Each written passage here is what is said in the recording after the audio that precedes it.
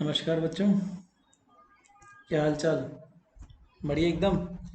तो हम लोग बहुत अच्छे से हमारा अब सिलेबस कंप्लीट कर रहे हैं और एक बहुत ही इम्पोर्टेंट टॉपिक की ओर हम लोग आ चुके हैं जिसका नाम है डाइपोल मोमेंट। आई होप आप लोगों ने प्रीवियस क्लासेस ढंग से देखी होगी, क्योंकि मैं बहुत अच्छे से कंटेंट आपको करवा रहा हूँ। हर एक सवाल मैं आपको सॉल्व करवा रहा हूँ।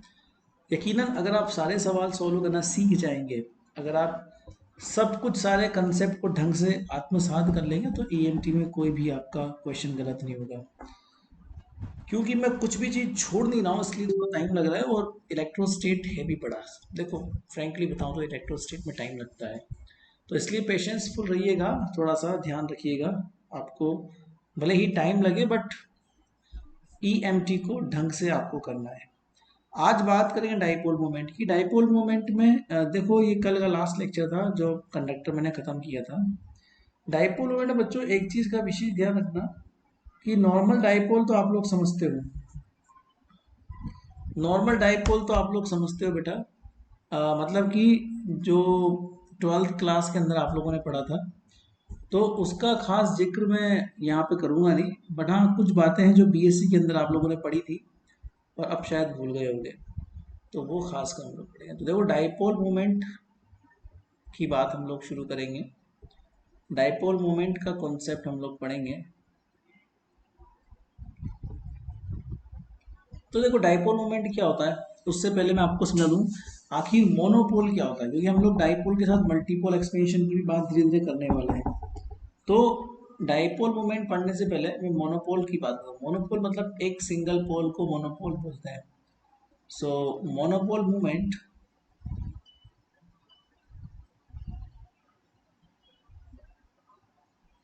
मोनोपोल मोमेंट का मतलब एक सिंगल पोल को मोनोपोल ही कहते हैं बेटा। तो अगर एक कोई चार्ज रखा हुआ है, कोई भी चार्ज मान लो, तो ये एक मोनोपोल कहलाता है। ठीक है ना। इस चार्ज की वजह से अगर मुझे किसी आर डिस्टेंस पर कोई इलेक्ट्रिक फील्ड निकालना है मान लो, तो वो तो आपको पता ही है खैर, कि किसी भी पर्टिकुलर चार्ज की वजह से इलेक्ट्रिक फील्ड का वैल्यू कितना होता है, k Q upon r square. और अगर पोटेंशियल आपको निकालना है तो भी आपको पता है कि के क्यू अपॉन आर होता है। ठीक है। ऐसे ही डाइपोल मोमेंट की बात करें, तो डाइपोल तो खैर आपको पता है, बस मैं आपको मोमेंट लिखाऊंगा कि अगर दो सेम मैग्नीट्यूड के और ऑपोजिट नेचर के चार्ज एक स्मॉल डिस्टेंस पर रखे हो, डिस्टेंस ज़्यादा दूर नहीं होनी चाहिए, स्मॉल होनी चाहिए, पर हाँ सेपरेशन होना चाहिए, तो इनमें अट्रैक्शन होता है। ये ऑब्वियस सी बात है, ये बाउंड स्टेट बन सकती है क्योंकि ये नेगेटिव एक पॉजिटिव चार्ज है, तो अट्रैक्शन तो खैर होगा। तो एक बाउंड स्टेट तो बनाएंगे, एक स्टेबल स्टेट बनाएंगे ये। ठीक है। तो दो ऑपोजिट नेचर के चार्ज अगर किसी पर्टिकुलर डिस्टेंस पर रखे हों, अब ये डिस्टेंस कुछ भी हो सकती है, फॉर एग्जांपल डी हो सकती है। और एक बात ध्यान रखें, डाइपोल मोमेंट का डायरेक्शन इलेक्ट्रॉन के डायरेक्शन जैसा होता है। जैसे इलेक्ट्रॉन नेगेटिव होता है और इलेक्ट्रॉन पॉजिटिव की तरफ अट्रैक्ट होता है, ठीक वैसे ही ये नेगेटिव चार्ज है, ये पॉजिटिव की तरफ अट्रैक्ट होगा, तो डाइपोल मोमेंट का डायरेक्शन इलेक्ट्रॉन के डायरेक्शन के अंदर ही होता है। इस स्थिति में हम समझेंगे आखिर इसका पोटेंशियल क्या होता है किसी पर्टिकुलर पॉइंट के ऊपर, और इलेक्ट्रिक फील्ड कैसे होता है। बट हाँ, इसका पोटेंशियल जो होता है वो 1/r² के प्रोपोर्शन होता है, वो मैं बताऊंगा कैसे होता है। और इसी प्रकार से अगर हम लोग थोड़े और पोल बढ़ाएं, तो एक दो, दो के बाद चार, चार के बाद आठ, ऐसे ये पोल बनते हैं। तो अगला जो पोल बनता है वो होता है क्वार्टर पोल। अगला जो पोल बनता है वो होता है बेटा क्वार्टर पोल मूवमेंट। क्वार्टर पोल का मतलब मैं बता दूं आपको, इसमें तीन चार्ज नहीं, चार होते हैं। या तो एक होता है सिंगल चार्ज, या फिर दो होते हैं, या फिर चार होते हैं। तीन इसलिए होते हैं बिकॉज वो सिस्टम अनस्टेबल होता है। फोर चार्जेस के सिस्टम स्टेबल इसलिए होता है बिकॉज इसमें जितने पॉजिटिव चार्ज होते हैं उतने ही मात्रा में नेगेटिव चार्ज होते हैं, और ये अल्टरनेट होते हैं। इसीलिए सिस्टम जो होता है ना, ये स्टेबल सिस्टम होता है। तीन चार्ज का सिस्टम बहुत अनस्टेबल होता है। उसमें क्या होता है, दो चार्ज तो बाउंड हो जाते हैं, पर एक सिंगल चार्ज जो बचता है ना, वो अकेला रहना पसंद नहीं करता, इसलिए वो सेपरेट हो जाता है उस सिस्टम से। इसीलिए इन तीन चार्जेस का सिस्टम बन नहीं पाता। बट हाँ, क्वार्टर पोल बन जाता है। तो क्वार्टर पोल में क्या होता है, पोटेंशियल जो होता है ना, वो डिस्टेंस की पावर 3 के प्रोपोर्शनल होता है इन्वर्सली। और ऐसे ही हमारे पास ऑक्टोपोल मोमेंट की बात करें,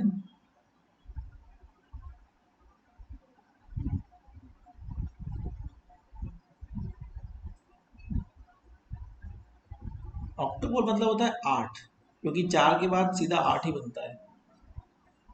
8 इसलिए बनता है क्योंकि 4 के बाद अगर आप 5 तो खैर बनेगा नहीं, 6 का बनाओगे तो 6 का टिक नहीं पाएगा। 6 का सिस्टम 4 का सिस्टम और 2 के सिस्टम में ब्रेक हो जाएगा। 6 का सिस्टम जो है वो 4 के सिस्टम में और 2 के सिस्टम में ब्रेक, क्योंकि आप लोग पहले बोल चुके हो कि 4 चार्जेस एक साथ रह सकते हैं। तो हम लोग जब 6 सिस्टम 6 का बनाएंगे तो 4 का ही कोशिश करेगा वो बनने की और 2 का ऑलमोस्ट सेपरेट हो जाएगा। इसलिए 6 का सिस्टम नहीं बन सकता, सीधा 8 का बनता है। तो 8 के अंदर भी अल्टरनेट चार्जेस रखे होते हैं, ठीक है। ये प्लस क्यू होता है, ये माइनस क्यू,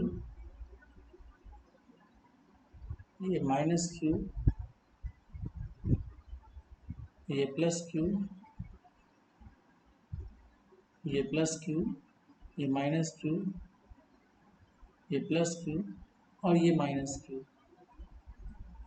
ऐसा करके ये 8 का सिस्टम बनता है जिसे हम ऑक्टोपोल बोलते हैं। ऑक्टोपोल बोलते हैं तो बेसिकली अगर मैं इसका पोटेंशियल निकालना चाहूँ बच्चों, तो इसका पोटेंशियल जो होता है वो आर की पावर 4 के प्रोपोर्शनल होता है। हालांकि मैं बताऊंगा मल्टीपोल क्या क्या होता है। तो इस हिसाब से देखा जाए तो एक्चुअली पोटेंशियल जो होता है वो आर की पावर n+1 के प्रोपोर्शनल होता है। ऐसा एक कॉमन फॉर्मूला होता है जहाँ पे अलग अलग पोल के लिए n का वैल्यू अलग अलग होता है। जैसे मान लीजिए मोनोपोल के लिए n का वैल्यू 0 होता है, डाईपोल के लिए n का वैल्यू 1 होता है, क्वार्टरपोल के लिए n का वैल्यू 2 होता है, ऑक्टोपोल के लिए n का वैल्यू 3 होता है और ये चलता रहता है बेटा, एंड सो ऑन। हेक्सापोल, ऑक्टोपोल के बाद हेक्सापोल भी होता है, तो वो आपके सिलेबस में खेल में आएगा नहीं लंबा चौड़ा। बट हाँ बच्चों, ये हमको ध्यान रखना पड़ेगा कि मल्टीपोल एक्सपेंशन में पोटेंशियल्स किस अकॉर्डिंगली आर पे डिपेंडेंट होते हैं, ठीक है ना। अब मैं डाईपोल पे आता हूँ। ऑक्टोपोल और हेक्सापोल की बात बाद में करेंगे। आज का जो टॉपिक है मेन वो डाईपोल का है, ठीक है। तो हम डाईपोल पर ही फोकस करने वाले हैं आज, ठीक है। मल्टीपोल एक्सपेंशन की बात अभी करेंगे, थोड़ी देर बाद करेंगे, पहले ना हम लोग सबसे पहले सबसे बेसिक फॉर्मूला डाईपोल का होता है पोटेंशियल। मैंने ये तो बता दिया कितना होता है, मतलब प्रोपोर्शनल केस होता है। बट अब हमको ये देखना है कि वो पोटेंशियल का फॉर्मूला क्या होता है और उसकी परिस्थिति क्या क्या होती है, वो फॉर्मूला किस डायग्राम के लिए कैसे वैलिड करता है, समझाते हैं। तो लिखो, आगे आओ, यहाँ लिखो, a physical electric dipole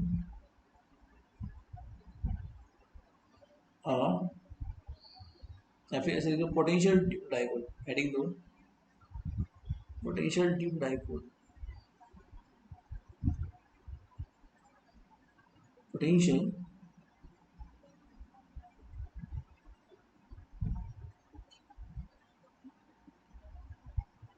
due to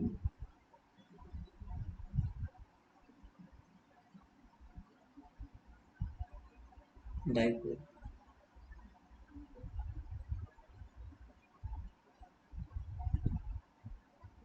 इसमें लिखो, अब physical electric dipole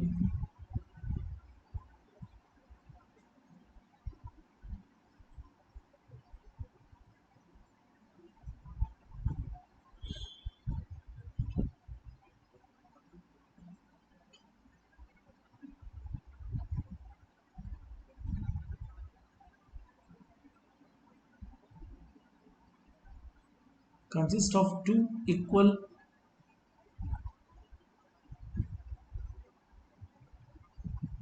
consist of two equal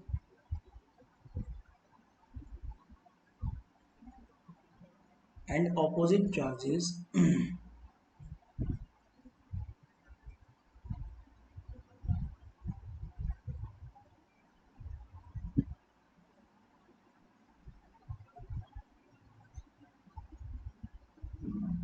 plus minus q separated by a distance d.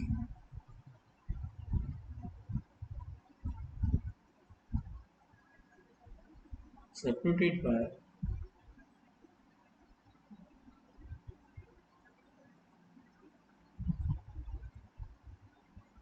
a distance d.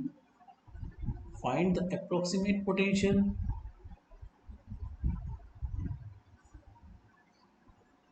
Find the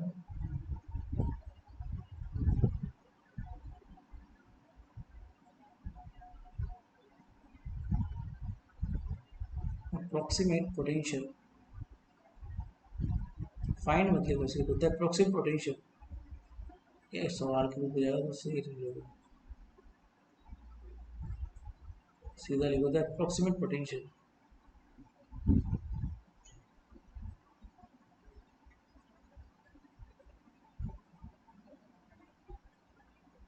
The approximate potential at the point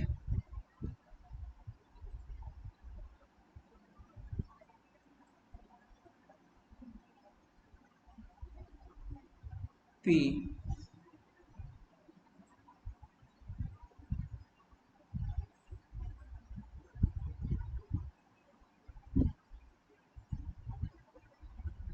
which is at small r distance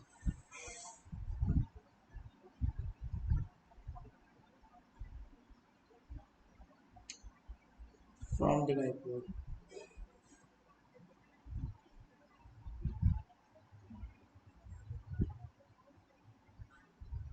समझाते हैं. Actually ऐसा है कि ये मान लो कोई plus Q charge है और यहाँ पर मान लीजिए माइनस क्यू चार्ज है. इनके बीच का डिस्टेंस कितना है डी है. इसके डाइपोल के सेंटर से मतलब डाइपोल से लगभग थीटा एंगल पे पी पॉइंट रखा हुआ है आर डिस्टेंस के ऊपर. तो अगर मुझे इस स्थिति में क्या निकालना है पोटेंशियल निकालना है तो आपको सीधा फॉर्मूला याद रखना है के P cos theta upon r square where theta is the angle between r and d जो भी आपकी डिस्टेंस है. क्योंकि p इज इक्वल टू कितना होता है p इज इक्वल टू होता है q multiply with the d और डाइपोल मोमेंट का डायरेक्शन बेटा ऐसा होता है नेगेटिव से पॉजिटिव की ओर. ठीक है. तो ऐसा भी आप लोग मान सकते हो theta is the angle between distance and r cap. Theta is the angle between distance and r cap. तो वैसा भी आप लोग समझ सकते हो. तो अगर मैं ऐसे बोलूं कि अगर आपको थीटा हटाना है तो आप कुछ नहीं डॉट ले लो. तो के P vector dot are cap क्योंकि एंगल इन दोनों के बीच में है ना और डी की दिशा में आपका पी है बटा. अब आप चाहो तो आर कैप को आर वेक्टर अपन आर लिख सकते हो. तो उससे आपका ये फंडा ऐसा बन जाएगा dipole moment dot r vector upon r. क्योंकि ये सारे फॉर्मूले आपको याद रखने पड़ेंगे बेटा. अब इलेक्ट्रिक फील्ड की अगर बात करें मान लो तो इलेक्ट्रिक फील्ड का भी आप लोग काम देख सकते हो. कोई बड़ी बात नहीं है. बस ये कि ये पोलर सिस्टम है इसमें आर और थीटा जो है ना वो क्या बोलते हैं वेरिएबल है कोऑर्डिनेट्स हैं. इसीलिए इलेक्ट्रिक फील्ड अगर आपको निकालना है इसी पॉइंट पर so electric field is simply the negative gradient of potential. अब मैं आपको बता दूं कि ग्रेडियंट कितना होता है किसी भी पोलर सिस्टम में del upon del r v plus 1 upon r del upon del theta. इस फॉर्मूले से हम लोग क्या निकाल सकते हैं इलेक्ट्रिक फील्ड. और ये आर कैप में होता है ये थीटा कैप में होता है. तो इसके दो कंपोनेंट सेपरेटली हम लोग निकाल सकते हैं है ना. और आप नॉर्मली भी इसको सीधा निकालेंगे तो भी कोई प्रॉब्लम नहीं है. पहले आर के रेस्पेक्ट में कर दो. तो आर के रेस्पेक्ट में डेरिवेटिव करते ही 1 upon r cube minus 2 k p. So 2 k p cos theta upon r cube r cap और इसको माइनस 1 अपॉन आर. तो ये हो जाएगा k p sine theta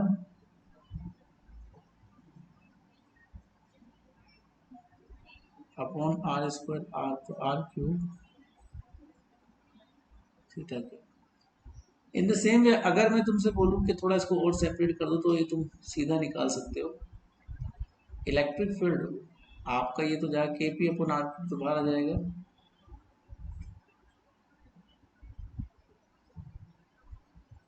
2 cos theta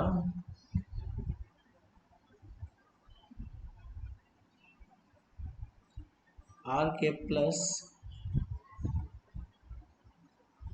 sine theta theta के। तो ये इलेक्ट्रिक फील्ड का फॉर्मूला भी आपको याद रखना है। पोटेंशियल का, इलेक्ट्रिक फील्ड का, ये सारे फॉर्मूले बेटा बहुत इंपॉर्टेंट होते हैं। इनकी कंडीशन याद रखना कि इसमें क्या क्या चीज़ क्या क्या है, उस चीज़ से सब कुछ होगा। अब अगर मान लो मैं थीटा की वैल्यू को वेरी करवाता हूँ, सपोज अलग अलग डिस्टेंस पे अलग अलग निकालने की कोशिश करता हूँ, ठीक है। तो नंबर वन लिखो, electric field intensity at the at any point on the axis of dipole. अच्छा, मतलब थीटा को ये जीरो करने की कोशिश कर रहा है, थीटा को ये जीरो करने की कोशिश कर रहा है,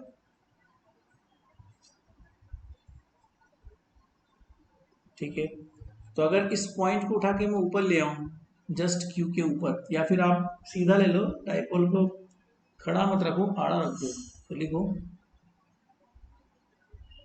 पहली condition, electric field intensity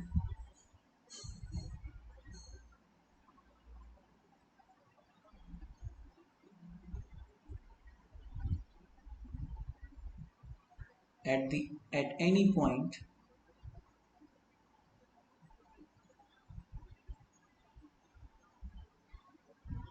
at any point on the axis of dipole,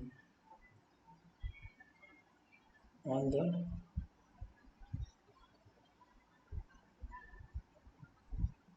axis of, समझना ध्यान से, कुछ नहीं करना, केवल थीटा की वैल्यू को जीरो पुट कर देना। इसका मतलब ये हुआ, मतलब माइनस क्यू चार्ज यहाँ रखा हुआ है, प्लस क्यू चार्ज यहाँ रखा हुआ है, और इस पॉइंट पे आपको निकालना है ना, जो सेंटर से आर डिस्टेंस पर है। केवल थीटा को जीरो कर दिया मैंने ना, तो उस स्थिति में क्या हो जाएगा, इलेक्ट्रिक फील्ड का वैल्यू आ जाएगा, ठीक है। इलेक्ट्रिक फील्ड का वैल्यू आ जाएगा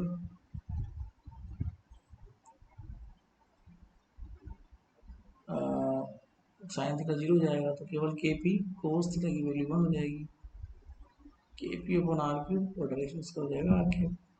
सिंपल सी बात है। अब अगर मान लो इसकी जगह तुम जो है इक्वेटर पे ले लो, ठीक है ना। नंबर दूसरा,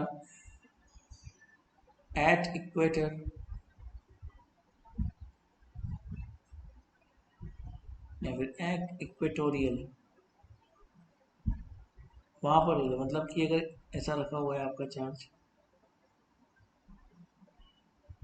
जस्ट ऊपर, मतलब 90 डिग्री का एंगल हो गया, है ना, 90 डिग्री का एंगल हो गया, थीटा इज इक्वल 90। उस स्थिति में क्या हो जाएगा बेटा, साइन का हो जाएगा वैल्यू, बट वो कोस का नहीं होगा, मतलब कि हो जाएगा k p upon r cube theta के, क्योंकि कोस तो जीरो हो जाएगा ना।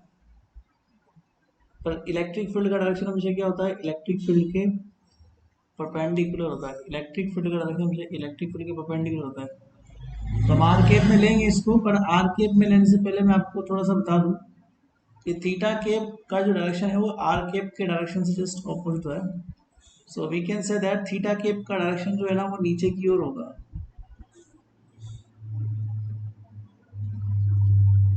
तो direction of theta cap is simply minus direction of r cap, तो हमको तो आर केप में लेना है, तो इसको आर केप में डायरेक्शन में कन्वर्ट कर लो आप। तो इलेक्ट्रिक फील्ड का वैल्यू कितना हो जाएगा,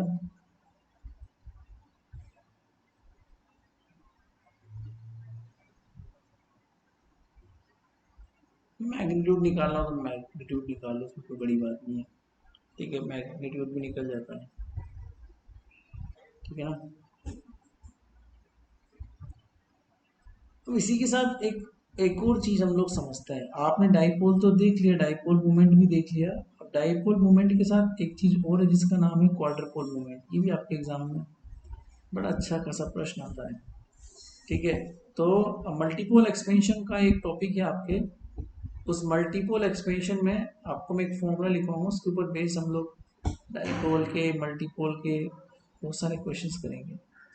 ठीक है, तो मल्टीपोल एक्सपेंशन में क्वाड्रपोल का एक फॉर्म भी आता है, तो हम उस क्वाड्रपोल के फॉर्म की व्याख्या करेंगे। ठीक है, क्वाड्रपोल के फॉर्म की व्याख्या करेंगे धीरे धीरे धीरे धीरे, वो कोई बड़ी बात नहीं है ना।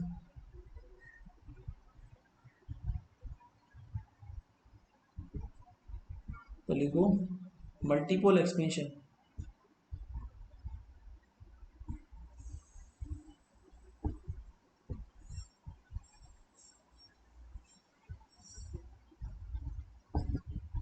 मल्टीपोल एक्सपेंशन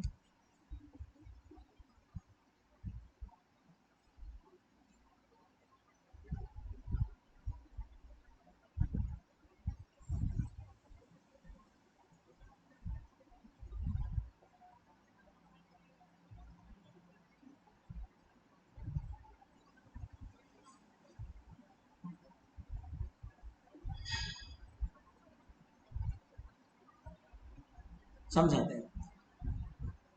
मल्टीपोल एक्सपेंशन का मतलब होता है बेटा, एक वॉल्यूम है, इस वॉल्यूम में बहुत सारे चार्जेस रखे हुए हैं। अब ये चार्जेस अकेले चार्जेस हैं, या दो के जोड़े में है पति पत्नी के रूप में है, या दोस्तों का एक ग्रुप जैसा होता है उस ग्रुप में चार्जेस है, पता नहीं है। मतलब मोनोपोल भी हो सकता है, डाइपोल भी हो सकता है, क्वाड्रपोल भी हो सकता है। तो इसके अंदर कुछ जोड़े बने होंगे चार्जेस के, आई डोंट नो कि वो क्या होंगे।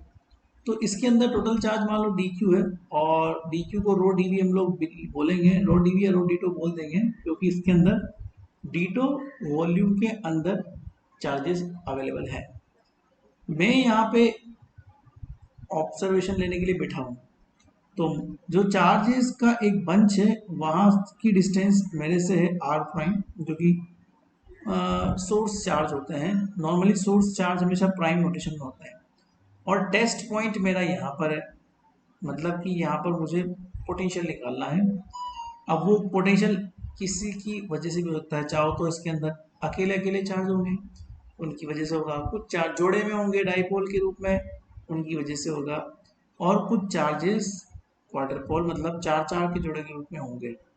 इनके बीच में एंगल थीटा है, और इनके बीच का डिस्टेंस की रिक्वायरमेंट होती है मुझे, जो कि नॉर्मली सोर्स और टेस्ट के बीच का होता है, जो कि हम लोग इटैलिक आर से नॉर्मली लिखते हैं।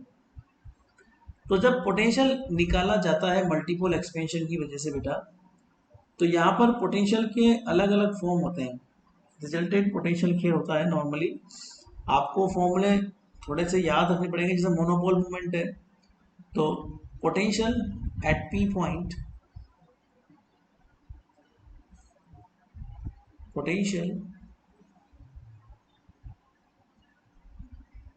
Eight p point due to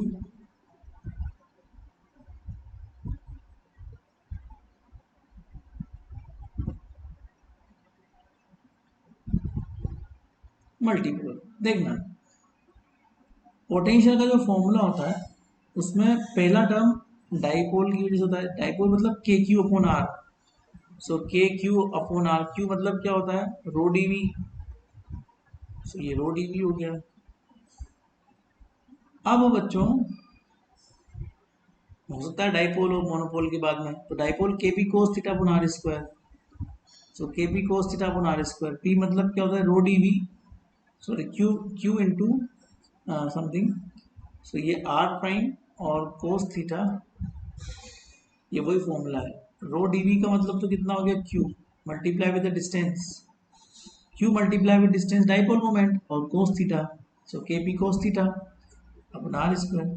या फिर ये हो सकता है क्वाड्रपोल की वजह से, तो उसका फॉर्मूला होता है के अपॉन आर क्यूब। ये नया सूत्र है जो आपको याद रखना पड़ेगा क्वाड्रपोल मोमेंट का, और r square upon to,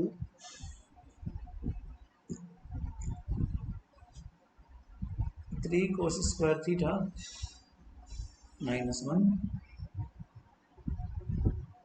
row r prime और डी टो प्राइम। इसके बाद तुम्हारे सिलेबस में नहीं है, इतना याद है ना, मोनोपोल, डाइपोल और क्वाड्रुपोल।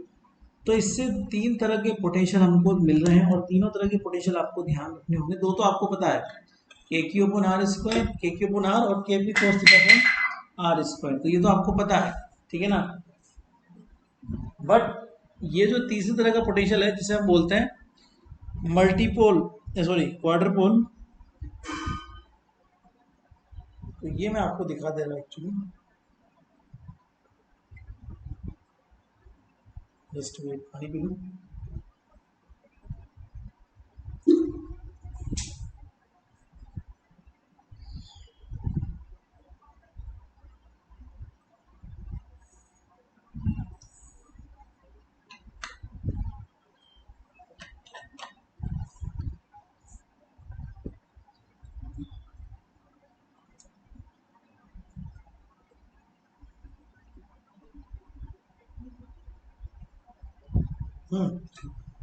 तो लिखो potential due to monopole. Here the potential due to monopole मतलब एक सिंगल चार्ज,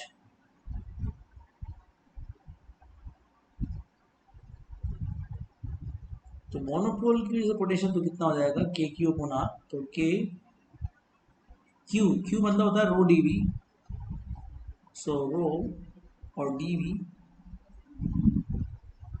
तो ये तो मोनोपोल का हो गया। डाइपोल का अगर निकालना पोटेंशियल ड्यू डाइपोल, तो डाइपोल का पोटेंशियल क्या हो जाएगा, के अपॉन आर स्क्वायर और के पी कोस थीटा, तो कोस थीटा तो खैर होगा ही सही, पर इसके अलावा के आ गया कोस, पी का वैल्यू कितना होगा, distance multiply with the charge, charge मतलब रो डी वी, और लास्ट जो है वो जो इम्पोर्टेंट है, जो नया है वो है यहाँ पे क्या बोलते हैं क्वार्टर पोल, तो क्वार्टर पोल का कितना हो जाएगा, पोटेंशियल ड्यू टू क्वार्टर पोल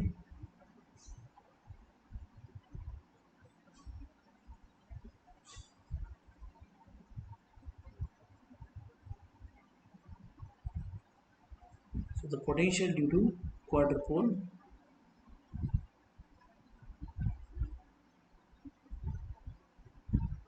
वो यहाँ पर हो जाएगा अलग तरीके से, के अपॉन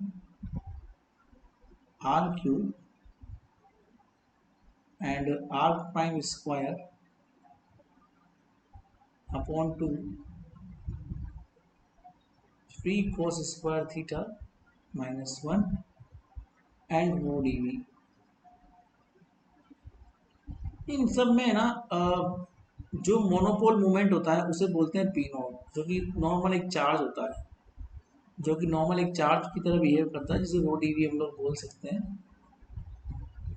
ये नॉर्मल चार्जेस है जिनका सम है टोटल चार्ज, और इसी को बोलते हैं मोनोपोल मोमेंट।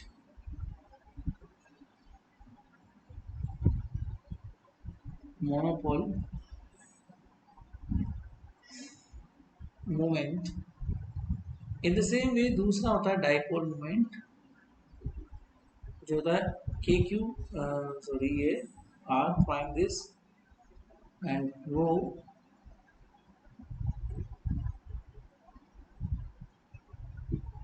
जीटो। नॉर्मली इसका फॉर्मूला होता है charge multiply with the distance, तो जितने भी डाइपोल्स हैं, जितने भी चार्जेस हैं, उनकी वैल्यू और उनके डिस्टेंस की वैल्यू, इसी को बोलते हैं डाइपोल मोमेंट।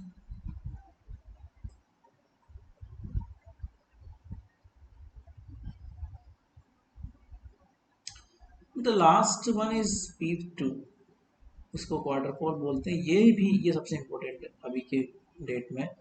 आर प्राइम का स्क्वायर, सिंपल फॉर्मूला याद रख लेना, upon two 3 cos square theta minus 1, 3 cos square theta minus 1,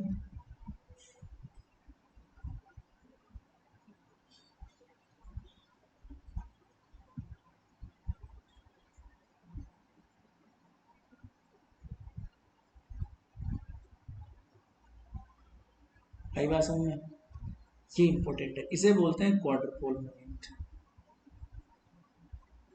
quarter पोल मोमेंट, इन सब की वैल्यू अगर पोटेंशियल में रख दी जाए तो जो पोटेंशियल है पी पॉइंट पर जो कि आर डिस्टेंस पर है वो कितना हो जाएगा, k p naught upon r, k p one upon r square dipole की वजह से, फिर क्वार्टर पोल की वजह से कितना हो जाएगा, k p two upon r cube and so on. तो यहाँ से पता लगेगा जो मैंने आपको पहले बात लिखाई थी कि v r proportional to r की पावर एन प्लस वन हो सकता है। आप चाहो तो वी आर की पावर प्रोपोर्शनल टू आर की पावर एन बोल दो, मुझे कोई आपत्ति नहीं, बट एन प्लस वन इसलिए बोलता हूँ बिकॉज जो आपकी ग्रिफिथ है उसमें ऐसे लिखा हुआ है एन बराबर जीरो लेना पड़ेगा तो मोनोपोल। अगर आप आर की पावर एन बोलते हो तो फिर एन की वैल्यू वन लेनी पड़ेगी मोनोपोल के लिए ना। फिर उसके बाद में एन की वैल्यू वन लोगे तो डाइपोल, जो मैंने आपको पहले समझाया था, और एन का वैल्यू अगर थ्री लेते हो तो वो क्वार्टर पोल रहेगा।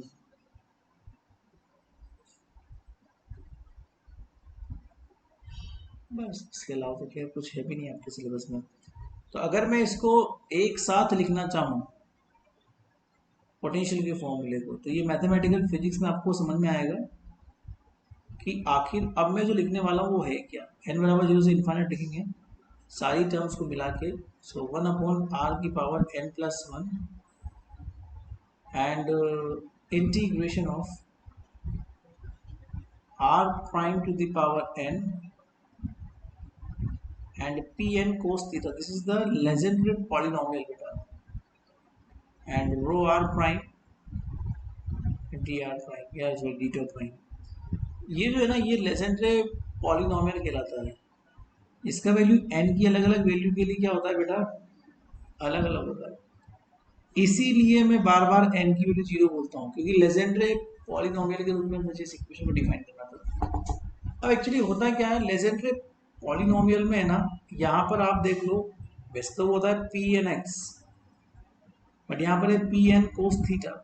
तो यहाँ पर लेजेंडरी पॉलिनोमियल में एक्स की जगह क्या है, कोस थीटा। मैंने इसलिए ऐसा डिफाइन किया है आर की पावर एन प्लस वन, ताकि मैं ये बना पाऊँ। क्यों बना पाऊँ, क्योंकि इसमें क्या होता है कि एन की वैल्यू जीरो इनिशियल होती है और जीरो पुट कर दे इसकी इनिशियल जो वैल्यू होती है ना बेटा उसकी वैल्यू वन होती है। इसीलिए मैंने वन वन रख दूंगा तो मोनोपोल बन जाएगा ना ये, जीरो पुट कर दे, क्योंकि यहाँ भी जीरो पुट करना पड़ेगा। अब अगर आप इसको वन से आर की पावर एन से डिफाइन करोगे तो फिर यहाँ पर आप ढंग से आर की पावर एन लिख नहीं पाओगे बेटा, फिर आपको यहाँ आर की पावर एन माइनस वन लिखना पड़ेगा, तो बात वही पड़ जाएगी। इसीलिए फिर एन की वैल्यू वन पुट करेंगे तो पी वन एक्स का वैल्यू जो होता है वो एक्स होता है, मतलब कोस थीटा हो जाएगा अगर पी वन एक्स की वैल्यू। फिर पी टू एक्स अगर डिफाइन करोगे मतलब कि एन की वैल्यू टू पुट करोगे,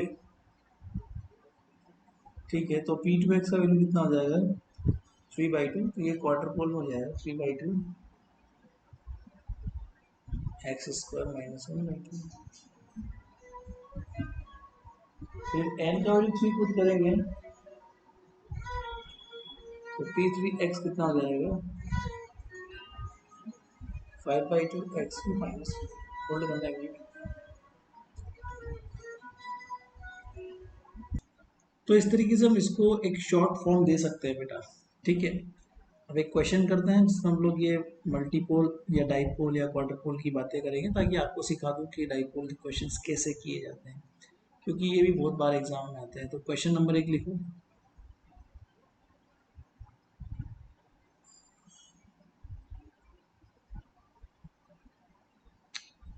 four particles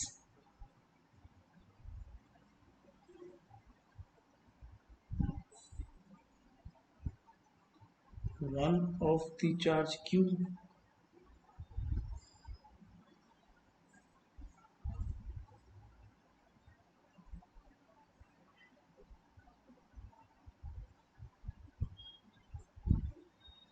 one of the charge 3q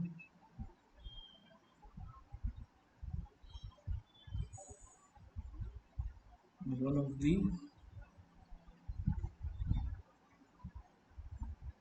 charge 3q and two of the charges are minus 2q, and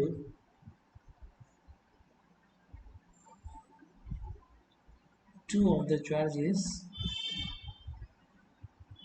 are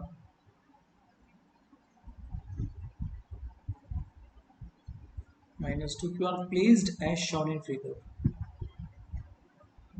Are placed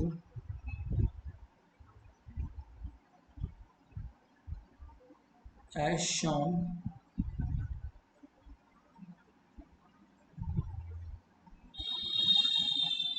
in figure. Figure आपको दे रखा है बेटा ऐसा.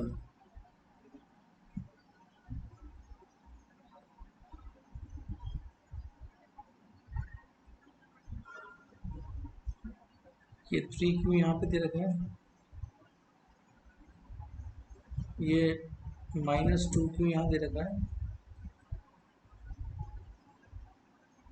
ये माइनस 2q यहाँ दे रखा है, और ये प्लस q यहाँ दे रखा है. ये y एक्सिस दे रखी है, ये z एक्सिस दे रखी है, ये x एक्सिस का ध्यान रखना बेटा, क्योंकि नॉर्मली x y z ऐसे नहीं होते. नॉर्मली कैसे होते हैं, यहाँ पर x होती है, y होती है, z होती है ना, पर एक्सिस का ध्यान रखें. और हर चार्ज जो है ए डिस्टेंस पर आपको बोला हुआ है इसने, ये भी ए डिस्टेंस, ये भी ए डिस्टेंस, ये भी ए डिस्टेंस और ये भी ए डिस्टेंस. तो ओरिजिन से सारे चार्जेस ए डिस्टेंस पर है. लिखा भी है each distance A, each distance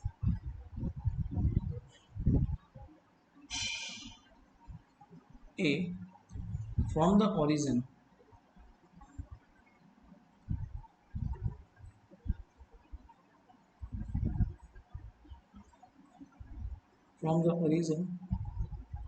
find a simple approximate formula. Find a simple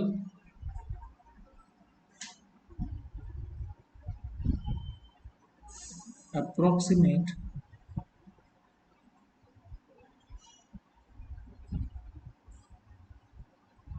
formula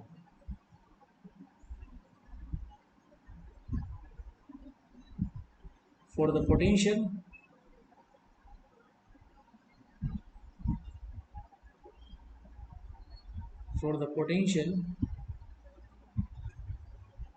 valid at point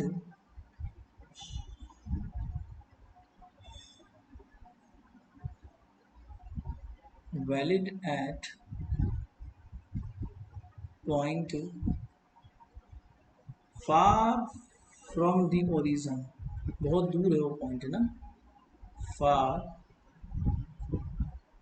from the origin से बहुत दूर है. Express your answer in spherical coordinates. ये सब हमको स्फेरिकल में भी लिखना पड़ेगा. ओहो, इसके ट्रांसमिशन चेंज करने पड़ेंगे है ना. चलो वो सिखा दूंगा आपको. एक्सप्रेस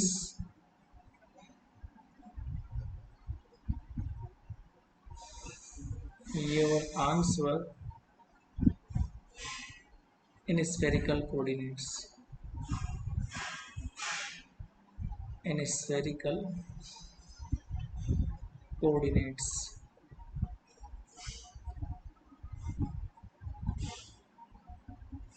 कुछ नहीं बेटा, देखो सबसे पहले इस तरह के सवाल करने के लिए आपको चार्जेस देखना पड़ेगा. ये सिस्टम कैसा है, सिस्टम मोनोपोल का, डाइपोल का है, क्वाड्रपोल का है. तो पहले हम लोग चेक करेंगे मोनोपोल. तो मोनोपोल हम लोग चेक करते हैं तो सारे चार्जेस का सम देख लो कैसा आ रहा है. तो पहला चार्ज 3q है, दूसरा चार्ज माइनस 2q है, तीसरा चार्ज माइनस 2q और चौथा चार्ज प्लस q है.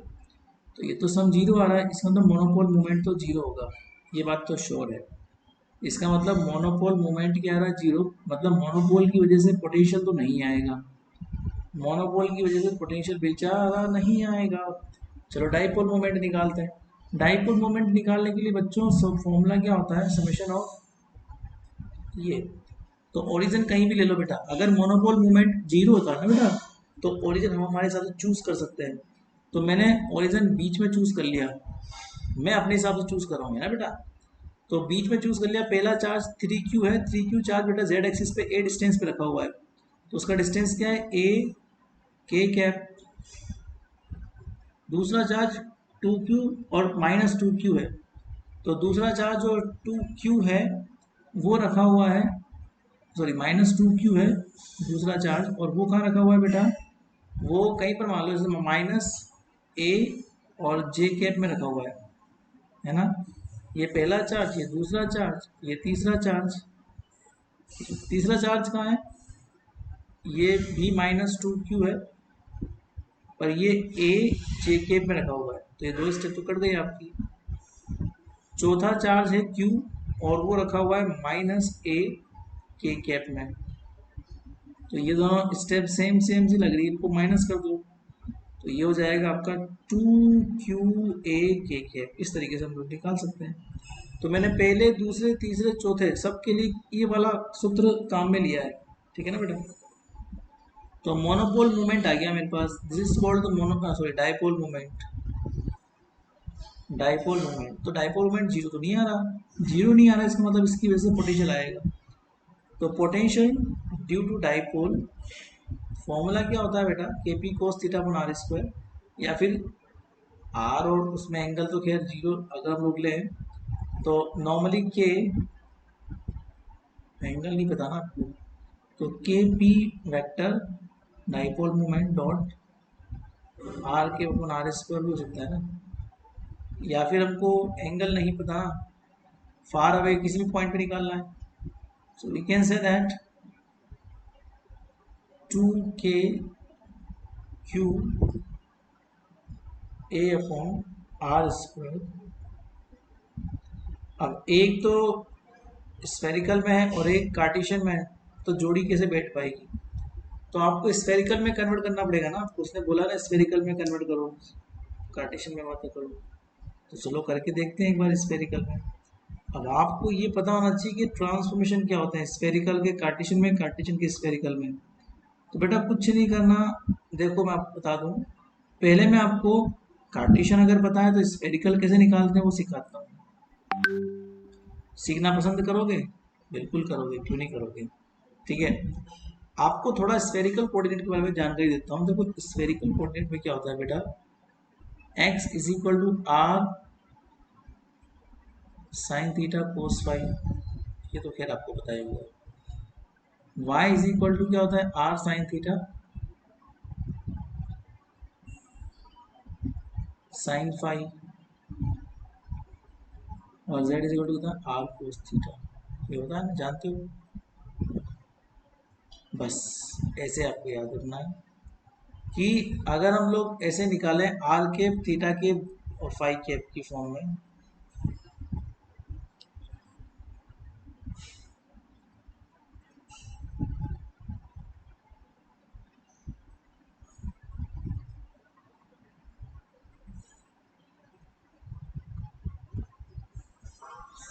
तो देखो यूनिट वेक्टर, ये आपको मैथमेटिकल फिजिक्स पढ़ाऊंगा मैं, फिलहाल तो इसे देख लो। अगर आर के पता है, थीटा के पता है, और फाई के निकालना है, सॉरी मतलब ये निकालना है, और पता क्या है आपको, आई के पता है,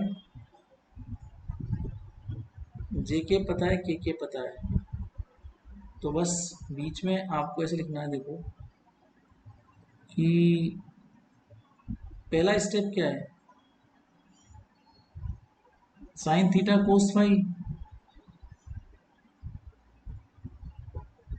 साइन थीटा कोस फाई, तो इसको लिख दो साइन थीटा कोस फाई। दूसरा स्टेप क्या है, sine theta sine phi, sine theta. तीसरा स्टेप क्या है, कोस थीटा, कोस लिख दो।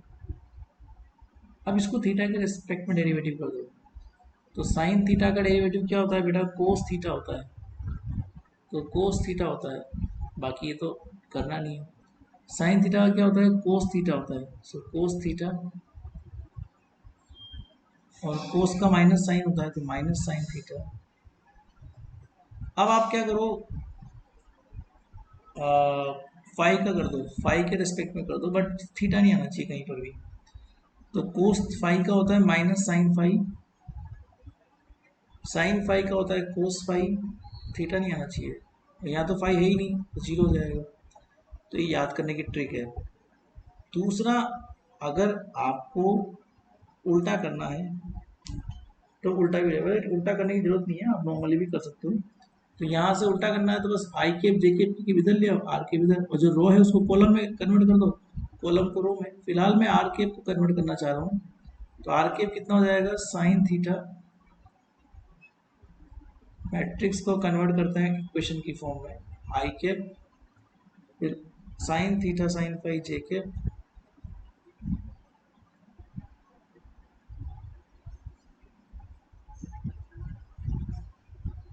और कोस थीटा के केप। अब आपके प्रश्न में क्या है, के केप डॉट आर केप, ठीक है। सो मुझे के केप डॉट आर केप निकालना है, तो केवल के केप वाला जिंदा बचेगा, बाकी सब खत्म हो जाएंगे। K cap dot i cap zero, k cap dot j cap zero, और ये k cap dot k cap one होता है, तो ये केवल कोस थीटा यहाँ पर रहेगा। तो उसने बोला है कि स्फेरिकल लिमिट में आपको एलिब्रेट करना है, तो मैंने कर दिया। तो potential due to dipole is equal to k q a cos theta upon r square. Check करता हूँ आर स्क्वायर, हाँ आर स्क्वायर। तो बच्चों एक चीज ध्यान रखना, एक नोट डाल लो, if monopole moment is zero, if monopole moment is zero, then dipole moment is independent of choice of origin. Then dipole moment is independent of choice of origin. origin कहीं भी उससे कोई फर्क नहीं पड़ता बेटा, है ना। इस तरीके से विदाउट origin की चॉइस के हम लोग ये कर सकते हैं, कोई बड़ी बात नहीं इस सवाल करने में, ना। तो ऐसे कर लीजिएगा। बाकी मैं आपको और तरह के ट्रांसफॉर्मेशन बाद में लिखा दूंगा, वो जब वक्त आएगा तब की बात अलग है, ठीक है। ओके, तो चलिए आज की क्लास यहीं पर ख़त्म करते हैं, ठीक है। और मल्टीपोल एक्सपेंशन, डाइपोल एक्सपेंशन, ये सब चर्चा आगे करते रहेंगे हम लोग, ठीक है। बस ये आप लोग थोड़ा ध्यान रखिएगा और इसको रेगुलर पढ़ते रहिएगा। तो मैंने आंसर को स्फेरिकल लिमिट में लिख दिया, आर और थीटा की फॉर्म में, कहीं पर भी कार्टेशियन लिमिट नहीं है। उसने यही कहा था कि स्फेरिकल में ही आपको सारा कुछ लिखना है, कहीं पर भी कार्टेशियन नहीं आना चाहिए, बिकॉज उसने खुद ने बोला है कि अपने आंसर को स्फेरिकल में एलिब्रेट करना, ठीक है। Thank you.